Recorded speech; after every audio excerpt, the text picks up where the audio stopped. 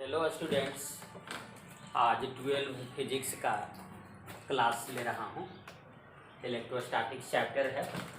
ये क्लास पहले मैंने लिया था अंग्रेजी मीडियम का, यह भी अंग्रेजी मीडियम का दूसरा क्लास है। इसे ध्यान से सुने और लाभ उठाएं।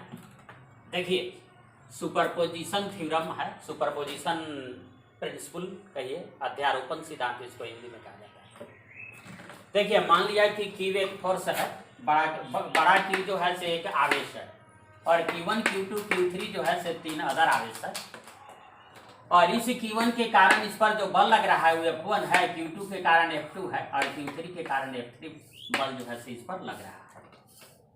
तो रिजल्टेंट बल जो लग रहा है, रिजल्टेंट फोर्स जो लग रहा है, तो रिजल्टेंट फोर्स को F हम लिख रहे हैं, तो वेक्टर F बराबर वेक्टर F1 जोड़ वेक्टर F2 जोड़ वेक्टर F3, यानी तीनों जो बल लग रहा है उसका वेक्टर सम के बराबर होता है रिजल्टेंट इलेक्ट्रिक फोर्स। यानी resultant electric force is equal to क्या? Vector sum of the individual forces. नहीं तो इसको जो है से क्या कर सकते हैं कि किसी आवेश पर विभिन्न आवेशों के कारण लगने वाले बल का वेक्टर सम जो है से रिजल्टेंट फोर्स के क्या होता है? बराबर होता है। तो आप क्या कर सकते हैं कि the resultant electric force on a charge, the resultant electric force on a charge is vector sum of the individual forces due to different charges.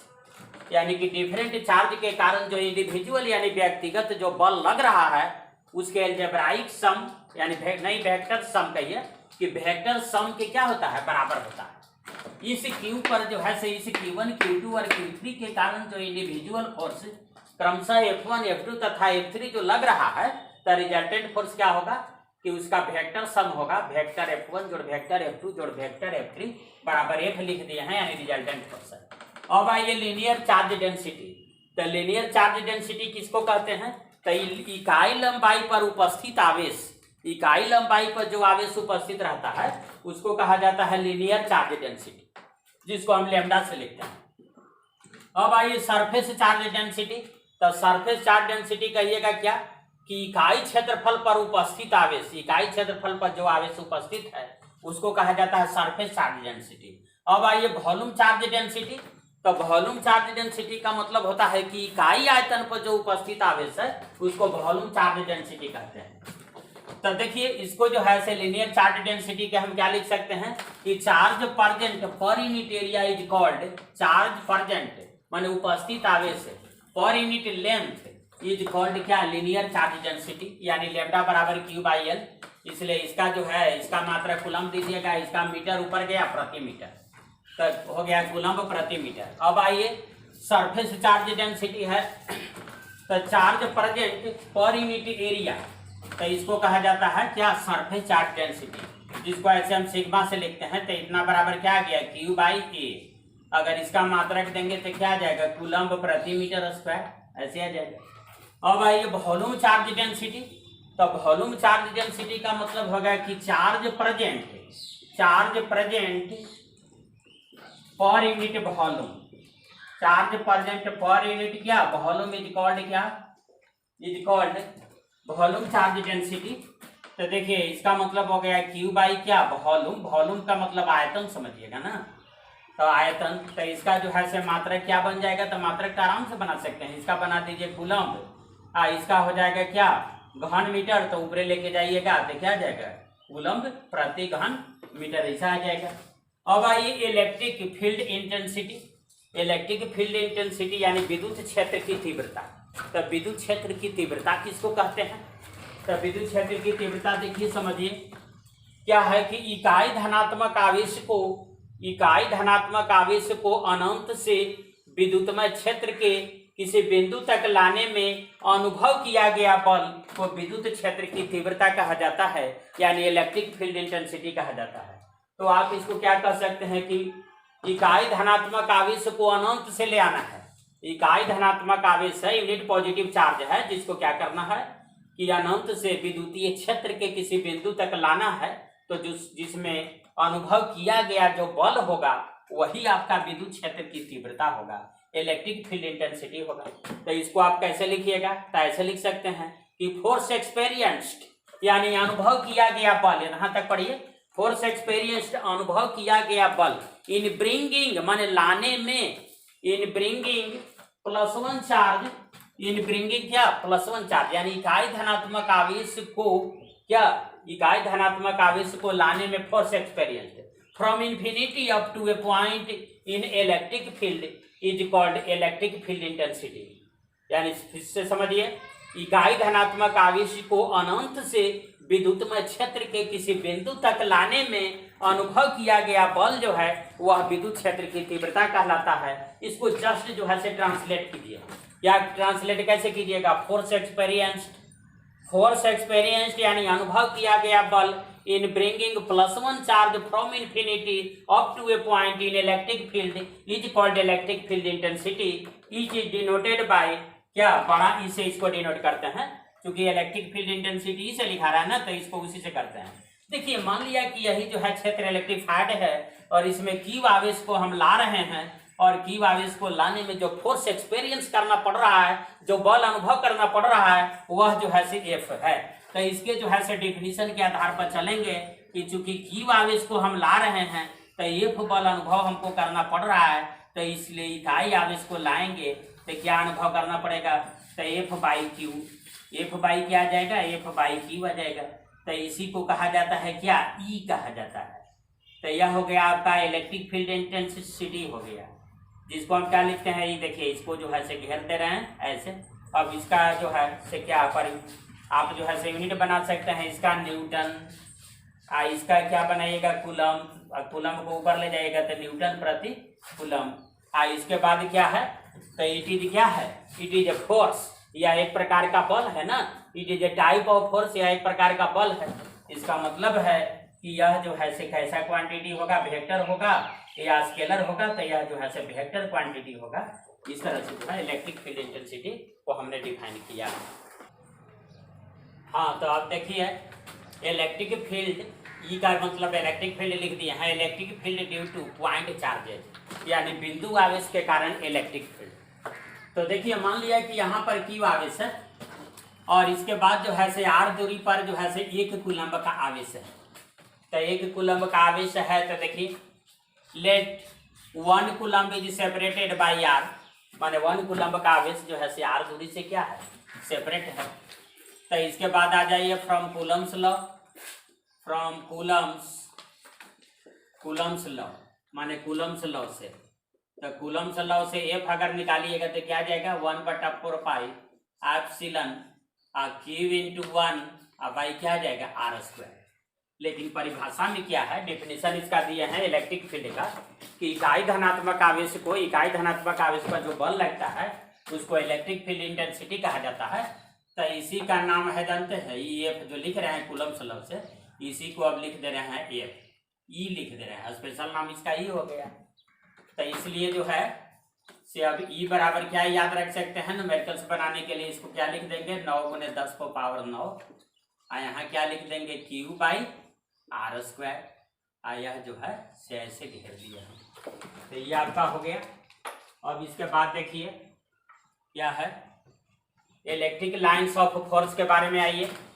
Electric lines of force क्या है? What is electric lines of force, यानी विद्युत क्षेत्र रेखाएं क्या है? तो देखिए, यह पॉजिटिव चार्ज है, यह निगेटिव चार्ज है। तो देखिए यहाँ पर क्या है कि देखिए यहाँ से यहाँ जो है से देखिए इलेक्ट्रिक लाइन्स ऑफ फोर्स को ऐसे हम दिखा रहे हैं, जो पॉजिटिव से निकल रहा है निगेटिव की ओर जा रहा है। तो सबसे पहले हम लिख दिए हैं कि इलेक्ट्रिक लाइन्स ऑफ फोर्स है क्या? तो it is path of free positive charge. यह स्वतंत्र धनात्मक आवेश का किसी इलेक्ट्रिक फील्ड में पाथ है। क्या है? किसी इलेक्ट्रिक फील्ड में it is path of free positive charge in electric field. दूसरा देखिए लिख रहे हैं कि इट इज इमेजिनरी, यह जो है से काल्पनिक है। It is imaginary lines of force, ये काल्पनिक रेखाएं होती है। It is imaginary lines of force. देखिए तीसरा पॉइंट लिख रहे हैं कि दे आर, ये होते हैं, they are they are infinite, ये इनफाइनाइट होते हैं, इनफाइनाइट इन नंबर, माने ये संख्या में क्या होते हैं, इनफाइनाइट होते हैं। फिर इसके बाद देखिए क्या लिख रहे हैं कि they never intersect each other, they never intersect each other, they never intersect each other, यह एक दूसरे को कभी नहीं इंटरसेक्ट करता है, ये एक दूसरे को जो है से कभी नहीं काटती है। फिर इसके बाद जो है से देखिए लिख रहे हैं क्या, tangent at any point, tangent at any point, any point gives the direction of, gives the direction of electric field, direction of E, यानी किसी इसके पाथ, इसका पाथ जो है से इसके किसी बिंदु पर अगर टेंजेंट खींचेंगे, स्पर्श रेखा खींचेंगे, तो वह जो है से इलेक्ट्रिक फील्ड के डायरेक्शन को देता है। फिर इसके बाद जो है से क्या लिखे,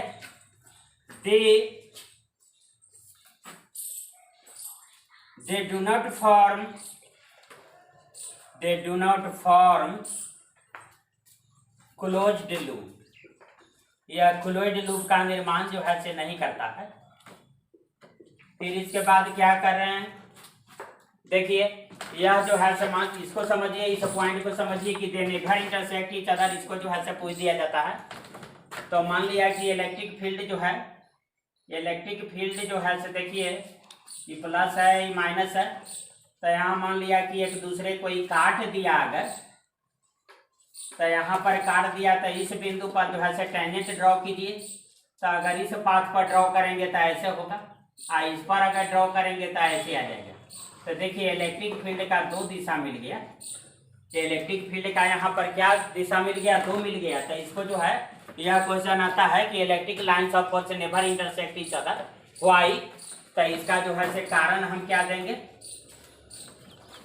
if they intersect, if they intersect अगर each other,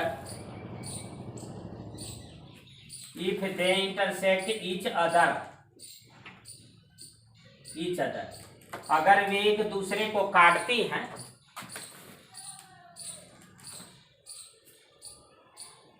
if they intersect each other, अगर यह एक दूसरे को काटती है,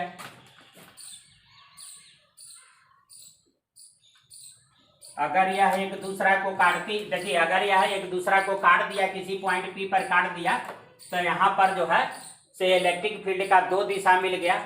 तो टू डायरेक्शन माने दो दिशा, तो two direction of electric field, two direction of electric field are obtained, माने इलेक्ट्रिक फील्ड की दो दिशा जो है से प्राप्त होती है,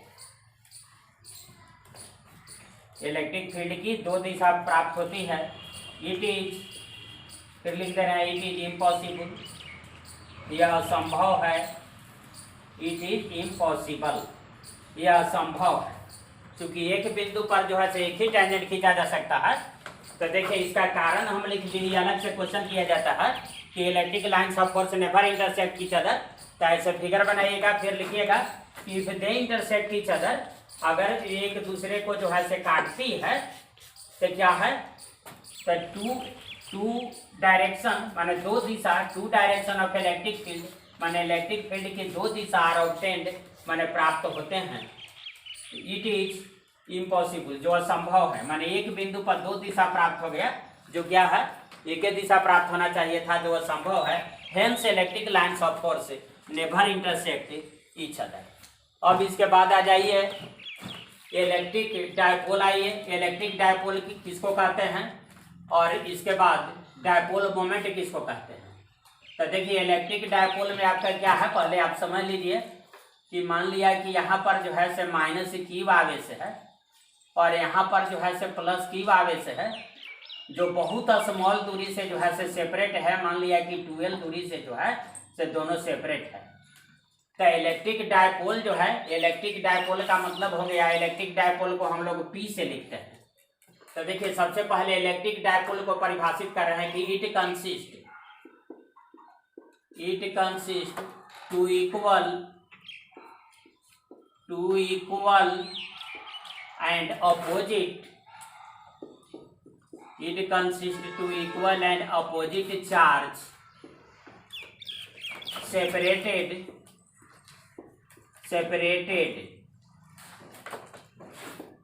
separated by a small distance,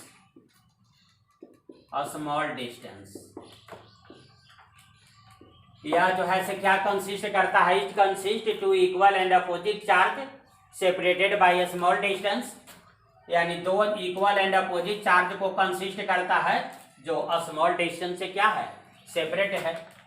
तो इसके बाद जो है अब इलेक्ट्रिक डायपोल जो है, इलेक्ट्रिक डायपोल आ गया, इलेक्ट्रिक डायपोल,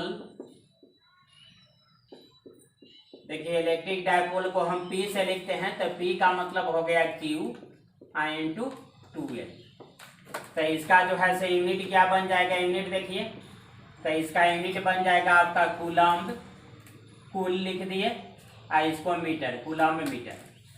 इसका प्रैक्टिकल यूनिट डेबाई भी है, तो याद रखिएगा कि 1 कूलम्ब मीटर, सेंटीमीटर नहीं समझिएगा, देखिए बिंदु दे दिए हैं बीच में, का मतलब 3 × 10 को पावर 29 डेबाई, 29 क्या लिख रहे हैं, डेबाई लिख रहे हैं, देखिए DEBYE डेबाई। तो देखिए डेबाई जो है से वैज्ञानिक का नाम है, तो यह यूनिट है।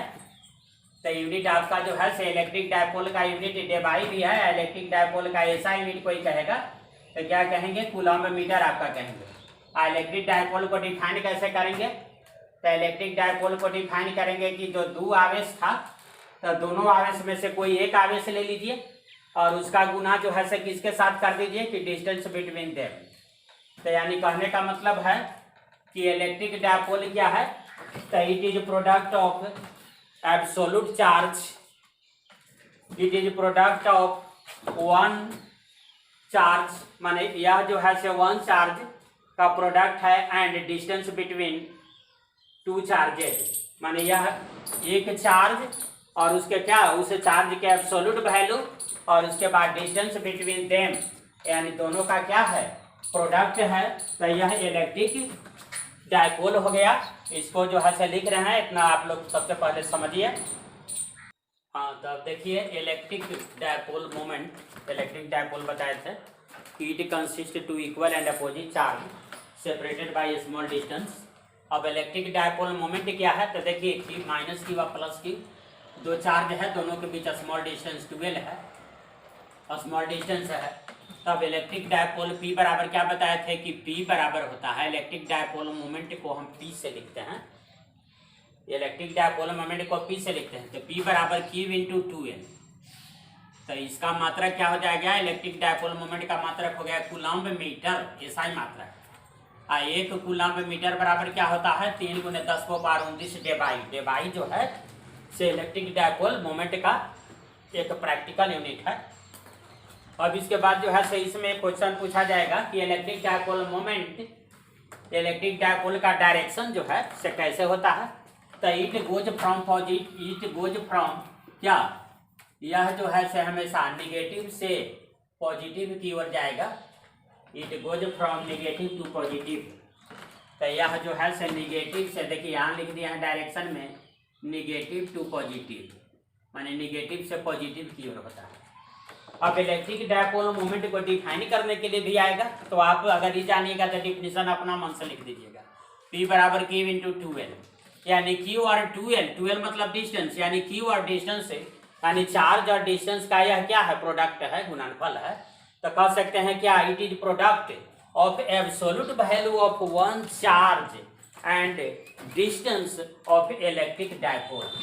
इट इज प्रोडक्ट का मतलब गुना, यह एक गुना है, तो गुना किसका किसका है, तो it is product of absolute value, यानी निगेटिव और पॉजिटिव अगर है तो उसको जो है से एब्सोल्यूट वैल्यू लीजिए, मॉडुलस उसका लीजिए, मॉड वैल्यू लीजिए, यानी कि पॉजिटिव लीजिए, तो it is product of absolute value of one charge, मान कोई दोनों चार्ज में से कोई वन चार्ज ले लीजिए, and distance of electric dipole, और इलेक्ट्रिक डायपोल का जो डिस्टेंस है जो हम 12 लिखे हैं उसका जो है उस 12 और absolute value of one charge का यह क्या है, प्रोडक्ट है।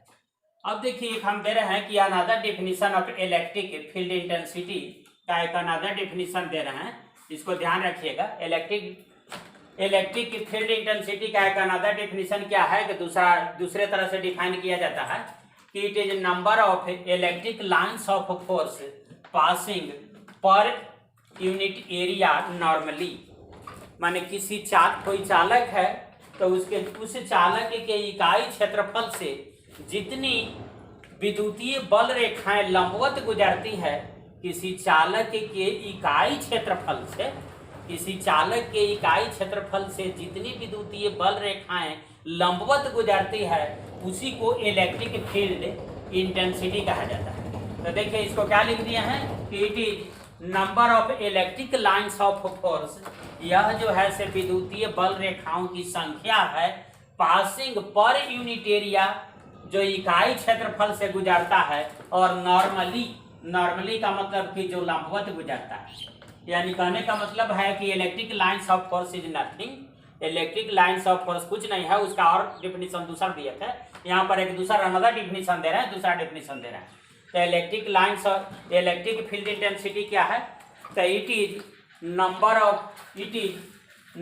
Of electric lines of force passing through unit area of the conductor normally, यानी किसी चालक के इकाई क्षेत्रफल से जितनी विद्युतीय बल रेखाएं लंबवत गुजरती है, नॉर्मली गुजरती है, परपेंडिकुलरली गुजरती है, उसको इलेक्ट्रिक फील्ड इंटेंसिटी कहा जाता है। और भाई इलेक्ट्रिक फ्लक्स जिसको फाई से डिनोट किया जाता है, तो देखिए इसको टिक लगा दिए है, इसको ध्यान रखिएगा। इलेक्ट्रिक फ्लक्स क्या है, देखिए मान लिया कि यह एक कंडक्टर है जिसका एरिया ए है, इसको कंडक्टर लिख दिया है, और यह कंडक्टर जो है से इलेक्ट्रिक फील्ड ई में रखा हुआ है। तो ई जो है से देखिए लाइन्स ऑफ फोर्स से गुजर रहा है, लेकिन यह जो है से देखिए इस तरह से टेढ़ा है, इंक्लाइंड है, तो क्या इसके लंबवत है, नहीं। तो यहाँ पर जो है से इसको क्या कर दिए हैं, एक लंबवत जो है से खींच दिए हैं। यह है आपका कौन सी का काम कर रहा है, अभिलंब का काम कर रहा है, यह नॉर्मल का काम आपको कर रहा है। तो अगर ई है तो यह जिसके साथ कोण बनाता है उसको आप जो है से 11 में पढ़े होंगे कि जिसके साथ ये कोण बनाता है, तो कंपोनेंट में अगर तोड़ते हैं तो वह कॉस के रूप में टूट जाता है, ना तो ई है तो ई कॉस थीटा, तो ई कॉस थीटा है। तो देखिए यहाँ पर जो है से अभी चालक के लंबवत आ गया, तो इस चालक के लंबवत आ गया जिस चालक का एरिया ए है। तो इलेक्ट्रिक फ्लक्स जिसको फाई से हम लिख रहे हैं, तो इसका जो है से डिफिनीशन क्या हुआ कि number of electric lines of force passing through या crossing through whole area of the conductor normally, यानी कि इलेक्ट्रिक फील्ड इंटेंसिटी को हम कहे थे कि इकाई क्षेत्रफल से गुजरने वाले विद्युतीय बल रेखाओं की संख्या, इकाई क्षेत्रफल से लंबवत गुजरने वाले विद्युतीय बल रेखाओं की संख्या, और यहाँ पर हम सिर्फ ही कह रहे हैं कि किसी चालक के संपूर्ण क्षेत्रफल से माने होल एरिया से गुजरने वाले लंबवत बल रेखाओं की कुल संख्या। यहाँ पर हम कह रहे हैं इलेक्ट्रिक फील्ड इंटेंसिटी में कहे थे कि इकाई क्षेत्रफल, किसी चालक के इकाई क्षेत्रफल से गुजरने वाले लंबवत गुजरने वाले विद्युतीय बल रेखाओं की संख्या को इलेक्ट्रिक फील्ड कहे थे। इलेक्ट्रिक फ्लक्स में खाली होल एरिया बोलेंगे कि किसी चालक के होल एरिया से संपूर्ण क्षेत्रफल से गुजरने वाले विद्युतीय बल रेखाओं की संख्या को इलेक्ट्रिक फ्लक्स कहा जाता है, जिसको फाई लिखा जाता है। तो इसको जैसे हम बोले उसको हिंदी, तो उसी तरह से इसको ट्रांसलेट आप कर लीजिएगा कि क्या है इलेक्ट्रिक फ्लक्स क्या है। तो it is total number of electric lines of force passing through whole area of the conductor normally, यानी whole area of the conductor से जो नॉर्मली गुजरता है। It is total number of lines of force passing through whole area of the conductor normally. तो देखिए यही जो है से ये है यह एरिया है इस कंडक्टर का, ये कंडक्टर का एरिया है, इलेक्ट्रिक फील्ड ई में रखा हुआ है। तो यहाँ पर एक जो है से इसका कंपोनेंट हम ई का ले लिए हैं, ई cos थीटा। कंपोनेंट इसलिए ले लिए हैं कि यह इस पर लंब हो गया। तो जब ये लंब हो गया तो देखिए इसके परिभाषा में देखिए यहाँ पर नॉर्मली लिखा हुआ है, तो नॉर्मली लेना हमको जरूरी है। तो इसी को अब एक्सप्लेनेशन में ऐसे लिख दीजिएगा, let a conductor is in electric field. मान लिया कि कोई कंडक्टर जो है से इलेक्ट्रिक फील्ड में है, A equal to area of the conductor, E cos theta क्या है, तो कंपोनेंट ऑफ ई है। तो इसका मतलब है कि ई cos theta lines of force is crossing through unit area of the conductor, यानी कि ई cos थीटा जो है से क्या इकाई क्षेत्रफल से गुजरने वाले लाइन्स ऑफ फोर्स है। तो चूंकि इकाई क्षेत्रफल से ई cos theta lines of force गुजर रहा है, इसलिए होल एरिया से कितना गुजरेगा, तो ए ई cos थीटा इतना गुजरेगा। तो इसी को हम क्या कहेंगे, इसी को हम कहेंगे फाई ई। तो देखिए यहाँ पर जो है से घेर दिए हम। तो आप ध्यान रखिएगा कि अगर मान लिया कि इसको जो है से हम ऐसे लिख सकते हैं कि फाई ई बराबर क्या, ई क्रॉस ई डॉट ए। तो यह क्या है, स्केलर प्रोडक्ट है, यह स्केलर प्रोडक्ट है। तो स्केलर प्रोडक्ट है इसलिए क्या है, यह है स्केलर प्रोडक्ट आपका आ गया। स्केलर प्रोडक्ट या डॉट प्रोडक्ट इसको कहा जाता है। तो अदिश गुणन है, या हिंदी में अदिश गुणन, इसलिए यह कैसा राशि है, यह जो है अदिश राशि है। तो इसको वेक्टर फॉर्म में कोई लिखेगा तो ऐसे कहेंगे। और इसके बाद अब इसमें जो है से अब थीटा का मान अलग अलग लीजिएगा, तो इसका मान जो है से अलग अलग प्राप्त हो जाएगा। यदि थीटा का मान लिया कि आप 90 डिग्री ले लीजिएगा, तो फाई का मान क्या आ जाएगा, फाई का मान 0 आ जाएगा, क्या कि cos 90 0 हो जाएगा। और थीटा का मान अगर मान लिया कि 0 डिग्री ले लीजिएगा, तो cos 0 तो 1 होता है, तो फाई का मान क्या आ जाएगा, तो फाई का मान